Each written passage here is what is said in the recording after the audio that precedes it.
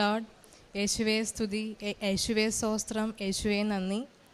ഞാൻ വരുന്നത് എറണാകുളം ജില്ലയിലെ കുറ്റിപ്പുഴ സെൻറ്റ് സെബാസ്റ്റ്യൻ ചർച്ചിൽ നിന്നാണ്. എൻ്റെ പേര് ടിൻസി തോമസ്. ഞാൻ ഉടമ്പടി എടുക്കുന്നത് ജൂൺ 17, 2023 ഇതെൻ്റെ ഫാമിലിയാണ്. ഇതെൻ്റെ രണ്ടാമത്തെ സാക്ഷ്യമാണ്. എനിക്ക് 2 years മുന്നേ എൻ്റെ കാലിലായിട്ട് വയലറ്റ് കളറിൽ റൗണ്ട് ഇൻ ഷേപ്പ് ഒരു 3-4 പാടുകൾ ഉണ്ടാവാൻ തുടങ്ങി. അത് ഞാനത്ര ശ്രദ്ധിച്ചില്ല. അതിനുശേഷം അത് കയ്യിലേക്കൊക്കെ സ്പ്രെഡ് ചെയ്യാൻ തുടങ്ങി. പിന്നെ അത് വരുന്ന സമയത്ത് ഭയങ്കര ചൊറിച്ചിലായിരുന്നു. അപ്പം ഞാൻ ഡോക്ടറെ കൺസൾട്ട് ചെയ്തപ്പം ഡോക്ടർ പറഞ്ഞത് ഇത് ലൈക്കൻ പ്ലാന്റ്സ് എന്ന് പറഞ്ഞൊരു സ്കിൻ ഇൻഫെക്ഷനാണ്. ഇത് ബോഡിയിൽ എവിടേക്ക് വേണമെങ്കിലും സ്പ്രെഡ് ചെയ്യാം. ചിലപ്പോൾ മുഖത്തും ബാക്കി ഭാഗങ്ങൾക്കും എല്ലാം തന്നെ സ്പ്രെഡ് ചെയ്യാം. ഇത് എപ്പോൾ ക്യൂർ ചെയ്യുമെന്ന് പറയാൻ പറ്റില്ല. ചിലപ്പോൾ ദിവസങ്ങളോ മാസങ്ങളോ വർഷങ്ങളോ എടുക്കാം. ഇതിൻ്റെ ട്രീറ്റ്മെൻറ്റ് എന്ന് പറയുന്നത് സ്റ്റിറോയിഡ് ടാബ്ലറ്റ്, ക്രീം, ഇഞ്ചക്ഷൻസൊക്കെയാണ്. അപ്പം എനിക്ക് ഡോക്ടർ ഈ മരുന്നൊക്കെ പ്രിസ്ക്രൈബ് ചെയ്ത് തന്നു. അപ്പം ഞാൻ ഈ മരുന്ന് യൂസ് ചെയ്ത് കുറച്ച് നാളത്തേക്ക് ഇത് ക്യൂറാകും, പിന്നെ അത് ഉണ്ടാവില്ല. പിന്നെ കുറേ നാൾ കഴിയുമ്പോൾ അത് വേഴ്സായിട്ട് വരും. അപ്പം ഞാൻ വേറൊരു ഡോക്ടറെയും കൂടിയും കൺസൾട്ട് ചെയ്തു, ഒരു ഹോമിയോ ഡോക്ടറെയും കൂടി. ആ ഡോക്ടറും ഇത് തന്നെയാണ് പറഞ്ഞത്. അതിനുശേഷമാണ് ഞാൻ ഉടമ്പടി എടുക്കുന്നത്. അപ്പം ഞാൻ ഫസ്റ്റ് ടൈം ഉടമ്പടി എടുത്തപ്പം ഒരു നിയോഗമായിട്ട് വെച്ചത് എൻ്റെ ഈ അസുഖമായിരുന്നു. ഉടമ്പടി എടുത്ത് ശേഷം ഞാൻ വിശ്വാസപ്രമാണം ചൊല്ലിയ തൈലം ആ പാടിലൊക്കെ അപ്ലൈ ചെയ്ത് കഴിഞ്ഞ് കുറച്ച് ദിവസം കഴിയുമ്പോൾ അത് പൂർണ്ണമായിട്ട് മാറി. എനിക്ക് പിന്നെ ചൊറിച്ചിലോ കടിയോ ഒന്നും തന്നെ ഉണ്ടായിരുന്നില്ല. ഞാൻ പിന്നെ മരുന്നും തന്നെ ഉപയോഗിച്ചില്ല. പിന്നെയാണ് എനിക്ക് മനസ്സിലായത് പരിശുദ്ധ അമ്മ അതിനെ പൂർണ്ണമായിട്ടും സ്റ്റോപ്പ് ചെയ്തെന്ന്. പിന്നെയാണ് എനിക്ക് മനസ്സിലായത്. പിന്നീട് പല സാക്ഷ്യങ്ങളും കേട്ടപ്പോഴും എനിക്ക് മനസ്സിലായി പരിശുദ്ധ അമ്മ നമ്മുടെ ബോഡിയിലെ ഇൻഫെക്ഷനെ, ഗ്രോത്തിനെയൊക്കെ പരിപൂർണമായിട്ടും സ്റ്റോപ്പ് ചെയ്തേക്കാണെന്ന്. പിന്നെ ഞാൻ ആ മരുന്ന് തന്നെ ഉപയോഗിച്ചില്ല. ഇത്രയും വലിയൊരു അനുഗ്രഹം തന്ന പരിശുദ്ധ അമ്മയ്ക്കും ഈശോയ്ക്കും 1000 നന്ദി പറയുന്നു. എൻ്റെ പേര് വിപിൻ വർഗീസ്. ഞാൻ ജൂൺ 2023 ആദ്യമായിട്ട് കൃപാസനത്തിൽ വരുന്നത്. അന്ന് എൻ്റെ നട്ടെല്ലിന് ചെറിയ പ്രോബ്ലം ഉണ്ടായിരുന്നു. നട്ടെല്ലിന് വളവുണ്ടാവുകയും അതിൻ്റെ വെർട്ടിബ്രയിൽ ഗ്യാപ്പ് ഉണ്ടാവുകയൊക്കെ ചെയ്തിരുന്നു. ആ സമയത്ത് ഡോക്ടർ സജസ്റ്റ് ചെയ്തിരുന്നത് ഒരു മേജർ സർജറി ആയിരുന്നു. പക്ഷേ ഞങ്ങൾ ഉടമ്പടിയിലേക്ക് വന്നതോടുകൂടി അമ്മ മാതാവ് അത് അറസ്റ്റ് ചെയ്ത് വയ്ക്കുകയും എനിക്ക് ആ വേദന ഒഴിവാക്കി തരികയും ചെയ്യുന്നു. കഴിഞ്ഞ വർഷം ജൂൺ മാസം 2024 ജോസഫ് അച്ഛനെ കണ്ട് അച്ഛൻ ഞങ്ങളെ സൈത്ത് പൂശി പ്രാർത്ഥിക്കുകയൊക്കെ ചെയ്തു. ഇപ്പം നിലവിൽ എനിക്കത് ആശ്വാസകരമായ രീതിയിൽ നടക്കാൻ പറ്റുന്ന ഒരവസ്ഥയിലേക്കായിട്ടുണ്ട്. എനിക്ക് ഇതിൽ കൂടുതൽ പറയാനുള്ളത് പരിശുദ്ധ അമ്മയുടെ സാന്നിധ്യവും സംരക്ഷണവും ഞങ്ങളുടെ കുടുംബത്തിലുണ്ടാക്കിയിട്ടുള്ള മാറ്റങ്ങളുമാണ് പ്രധാനമായിട്ടും. ആദ്യമേ തന്നെ ഉടമ്പടി എടുത്ത പിറ്റേ ദിവസം തന്നെ എനിക്ക് കണ്ണിൽ മാതാവ് പ്രാർത്ഥിക്കുമ്പോൾ അടയാളമായിട്ട് വന്നു. ആദ്യമേ എനിക്കത് മനസ്സിലായില്ലെങ്കിൽ പോലും പിന്നീട് നിരന്തരം ഇങ്ങനെ വരാൻ തുടങ്ങിയപ്പോൾ ഉടമ്പടിയിൽ ഞാൻ വളരെ സീരിയസ് ആവാൻ തുടങ്ങി. കാര്യം ഞങ്ങൾ ഓരോ കാര്യങ്ങളിലും കൃത്യനിഷ്ഠയോടുകൂടി രാവിലത്തെ പ്രയർ, വൈകുന്നേരത്തെ പ്രയറും, വിശുദ്ധ കുർബാനയും കുമ്പസാരവും ജപമാലയും കുടുംബ പ്രാർത്ഥനയും കാരുണ്യ പ്രവൃത്തികളും എല്ലാം സ്ഥിരതയുള്ളവരാകാൻ തുടങ്ങി. പക്ഷേ അപ്പോഴും നമ്മുടെ എല്ലാം ഉദ്ദേശം നമ്മുടെ ടാർഗറ്റായിട്ടുള്ള നമ്മുടെ നിയോഗങ്ങൾ നടക്കണമെന്നുള്ളതായിരുന്നു. പിന്നീട് ഇങ്ങോട്ട് നമുക്ക് മാതാവ് വളരെ വ്യക്തമായ അടയാളങ്ങളോടുകൂടി നമ്മുടെ നിയോഗങ്ങൾക്കുപരി നമ്മൾ സ്വർഗം ലക്ഷ്യമാക്കി ജീവിക്കുന്നതിന് വേണ്ടി പ്രിപ്പയർ ചെയ്യാൻ തുടങ്ങായിരുന്നു. തുടർന്ന് ഓരോ ദിവസവും ഓരോ അടയാള സാന്നിധ്യമായി പരിശുദ്ധാമ്മ ഞങ്ങളുടെ കൂടെ വന്നു. മുല്ലപ്പൂ സുഗന്ധത്തിൻ്റെ അഭിഷേകമായി, അതിനെ തുടർന്ന് മെഴുകുതിരിയിൽ അടയാളമായി, പിന്നെ അതിനെ തുടർന്ന് 4 സ്വപ്നങ്ങൾ എനിക്ക് കിട്ടിയിരുന്നു. അതെല്ലാം യാഥാർത്ഥ്യമായി വന്നു. ഒരു ദിവസം ഞാൻ വളരെ അസ്വസ്ഥമായി, വളരെ ഹൃദയത്തിൽ ആത്മാവിലൊക്കെ വളരെ അസ്വസ്ഥമായി കിടന്നുറങ്ങിയ ദിവസം പരിശുദ്ധാമ്മ തന്നെ നേരിട്ട് സ്വപ്നത്തിൽ വന്നു. അന്ന് ഞാൻ അമ്മയോട് പ്രാർത്ഥിച്ചു, അമ്മേ എനിക്ക് വളരെ അസ്വസ്ഥതകളുണ്ടാകുന്നു, വളരെ പൈശാചികമാണെന്ന് തോന്നുന്നു, വളരെ അസ്വസ്ഥതകളാണ്. അപ്പോൾ അമ്മ എന്നോട് പറഞ്ഞ മറുപടി, അവൻ ദുർബലനാണ്, നീ ബലവാനായിരിക്കുക. ഞാനത് കേട്ടു. പിറ്റേ ദിവസം എനിക്കത് മനസ്സിലായില്ല എന്താണ് അതിൻ്റെ അർത്ഥം എന്നുള്ളത്. പിന്നീട് ഞാൻ ബൈബിൾ എടുത്ത് വായിച്ചപ്പോൾ അതിനകത്ത് യോഹന്നാൻ്റെ സുവിശേഷം 17-ാം അധ്യായത്തിൽ ഈശോ പറയുന്നുണ്ട്, ദൈവപിതാവിൻ്റെ നമ്മളോടുള്ള സ്നേഹവും ഈശോയുടെ നമ്മളുള്ള സ്നേഹവും പരിശുദ്ധ അമ്മ നമ്മുടെ കൂടെയുള്ളതൊക്കെ എനിക്ക് അന്നാണ് മനസ്സിലായത്. ഈ സ്വർഗം മുഴുവൻ നമ്മുടെ കൂടെ നിൽക്കുമ്പോൾ നമ്മൾ ഏറ്റവും ബലവാനായിരിക്കണം എന്നുള്ള ഒരു മെസ്സേജാണ് അന്ന് പരിശുദ്ധ അമ്മ തന്നത്. പിന്നീട് ഇങ്ങോട്ട് ഒരുപാട് അടയാളങ്ങൾ എനിക്ക് ലഭിക്കുകയുണ്ടായി.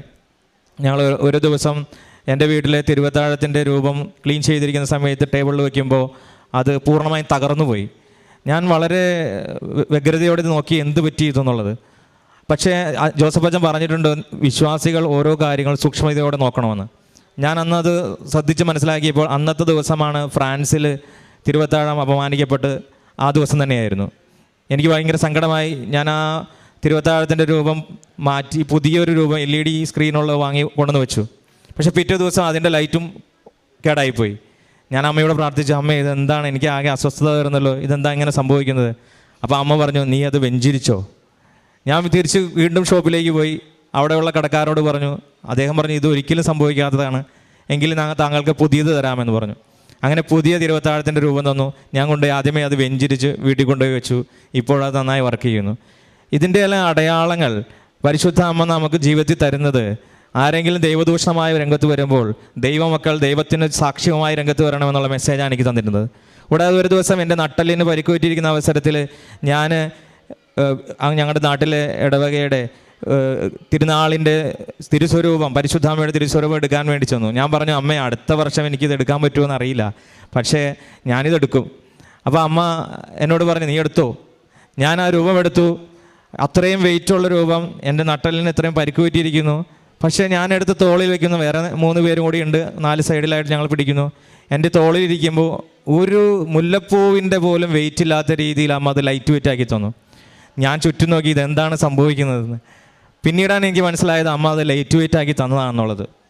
അങ്ങനെ അമ്മയുടെ സാന്നിധ്യം ഉടനീളം ഞങ്ങൾ സ്വപ്നങ്ങളിലൂടെയും ദർശനങ്ങളിലൂടെയും മെഴുകുതിരിയിലായാലും മുല്ലപ്പൂ സുഗന്ധത്തിലൂടെ ആയാലും ഒക്കെ അമ്മ കൂടെയുണ്ട്. ഞങ്ങളുടെ ഉടമ്പടി ജീവിതം വളരെ ഭംഗിയായി ഇപ്പോൾ ആസ്വദിക്കുന്നു. സ്വർഗമാണ് ഇപ്പോൾ ഞങ്ങളുടെ ലക്ഷ്യം. അതിൽ കാരുണ്യ പ്രവർത്തികൾ ഞങ്ങൾ ഇവിടെ പറയുന്ന പോലെ സ്ഥിരമായി ചെയ്യുന്നു. രാവിലെ തന്നെ പ്രത്യക്ഷ പ്രാർത്ഥനയും ഇവിടെ നമ്മുടെ രാവിലത്തെ ജോസഫ് അച്ഛനോട് കൂടെയുള്ള പ്രയറും ആയി തുടങ്ങുന്നു. വിശുദ്ധ കുർബാനയിൽ ഉടമ്പടി എടുത്ത് അന്ന് തുടങ്ങി എല്ലാ ദിവസവും ഞങ്ങൾ കുടുംബസമേതം വിശുദ്ധ കുർബാനയ്ക്ക് പോകുന്നു. കുംഭസാരത്തിൽ സ്ഥിരതയുള്ളവരായിരിക്കുന്നു. ജപമാല ചൊല്ലാത്ത ദിവസങ്ങളില്ല. കൂടാതെ പത്രങ്ങൾ പ്രേക്ഷിത പ്രവർത്തനം സ്ഥിരമായി ചെയ്യുന്നു. ഭക്ഷണം ആവശ്യമുള്ളവർക്ക് ഭക്ഷണം കൊടുക്കുന്നു, വസ്ത്രം ആവശ്യമുള്ളവർക്ക് വസ്ത്രം കൊടുക്കുന്നു. ഉടമ്പടി തൈലം പുരട്ടി ഞങ്ങൾ പ്രാർത്ഥിക്കുമ്പോൾ ഞങ്ങൾക്ക് ചെറുതും വലുതുമായ ഹീലിംഗ് അമ്മ നൽകിക്കൊണ്ടിരിക്കുന്നു. ഇങ്ങനെ നിറസാന്നിധ്യമായി ഞങ്ങളുടെ ഉടമ്പടി ജീവിതം മുന്നോട്ട് പോവുകയായിരുന്നു. ഇതിനിടയ്ക്ക് വെച്ച് എനിക്കൊരാഗ്രഹം തോന്നി, എനിക്ക് സ്വന്തമായിട്ട് ഒരു ഉടമ്പടി എടുക്കണമെന്നുള്ളത്. ഞങ്ങൾ കുടുംബമായിട്ട് നന്നായി പോകുന്ന ഒരു അവസരത്തിലായിരുന്നു. 2 ജപമാല റാലിയിൽ ഞങ്ങൾ പങ്കെടുത്തിരുന്നു. ഈ അവസാനത്തെ ജപമാല റാലിയിൽ പങ്കെടുക്കുമ്പോൾ ഞാൻ ഇങ്ങനെ അസ്വസ്ഥമായിട്ട് അമ്മയോട് ചോദിച്ചു, അമ്മ എനിക്കിങ്ങനെ ഒരു ആഗ്രഹം വരുന്നുണ്ട്. കാരണം പത്രമൊക്കെ കൊടുക്കാൻ നേരത്ത് എനിക്കുള്ളിൽ നിന്നൊരു വിഷമം പോലെ വരുന്നുണ്ട്, തടസ്സം പോലെ, അല്ലെങ്കിൽ ഭക്ഷണം കൊടുക്കാൻ നേരത്ത്. അപ്പോൾ അങ്ങനെ പ്രാർത്ഥിച്ചുകൊണ്ടിരിക്കുന്ന സമയത്ത് സാധാരണഗതിയിൽ എനിക്കിങ്ങനെയുള്ള അസ്വസ്ഥതകൾ ഉണ്ടാകുമ്പോൾ ജോസഫ് അച്ഛൻ്റെ ധ്യാനത്തിൽ, അടുത്ത ചൊവ്വാഴ്ചകളിലെ ധ്യാനത്തിൽ അതിനുള്ളൊരു മെസ്സേജ് വന്നിരിക്കും. ഞാനിങ്ങനെ പ്രാർത്ഥിച്ചുകൊണ്ടിരിക്കുന്ന സമയത്ത് ജോസഫ് അച്ഛൻ പതിവ് പോലെ ഒരു മെസ്സേജ് വന്നു. കുറേ കഴിയുമ്പോൾ നിങ്ങൾക്ക് സ്വന്തമായിട്ട് തോന്നും എൻ്റെ ദൈവത്തെ എനിക്ക് സ്വന്തമായി കിട്ടണമെന്ന്. എനിക്കത് സന്തോഷമായി. ഞാൻ ആ ഒരു മെസ്സേജ് എടുത്ത് രാത്രി വീണ്ടും ജപമാല ചൊല്ലി പ്രാർത്ഥിച്ചു. അമ്മ എനിക്ക് അനുവാദം തരാതെ ഞാൻ ഇവിടെ വന്ന് വീണ്ടും ഉടമ്പടി എടുക്കില്ല. അപ്പോൾ അമ്മ പരിശുദ്ധ അമ്മ മെഴുകുതിരിയിലൂടെ അടയാളം കാണിച്ചു. ഞാനും വീണ്ടും അമ്മയെ സ്വന്തമാക്കിയിരിക്കുന്നു. Praise the Lord. അമ്മയ്ക്കും തിരുക്കുമാരനും ഞങ്ങളുടെ കുടുംബത്തിന് വന്നുകൊണ്ടിരിക്കുന്ന എല്ലാ അനുഗ്രഹങ്ങൾക്കും കോടാനുകോടി നന്ദി. Praise the Lord. 1 യോഹന്നാൻ 2:17 ലോകവും അതിൻ്റെ മോഹങ്ങളും കടന്നു പോകുന്നു, ദൈവഹിതം പ്രവർത്തിക്കുന്നവനാവട്ടെ എന്നേക്കും നിലനിൽക്കുന്നു. ടെൻസി തോമസ് എന്ന ഈ സഹോദരിയും ജീവിത പങ്കാളി ബിബിനും വലിയ സന്തോഷത്തോടു കൂടി കുടുംബത്തെ മുഴുവനും പരിശുദ്ധ കൃപാസന മാതാവിൻ്റെ തിരുനടയിൽ ലഭിച്ച ദൈവാനുഗ്രഹങ്ങളെ സാക്ഷ്യപ്പെടുത്തിക്കൊണ്ട് നന്ദി പറയുന്നു. രണ്ടുപേരുടെയും വാക്കുകൾ നമ്മൾ കേൾക്കുകയായിരുന്നു.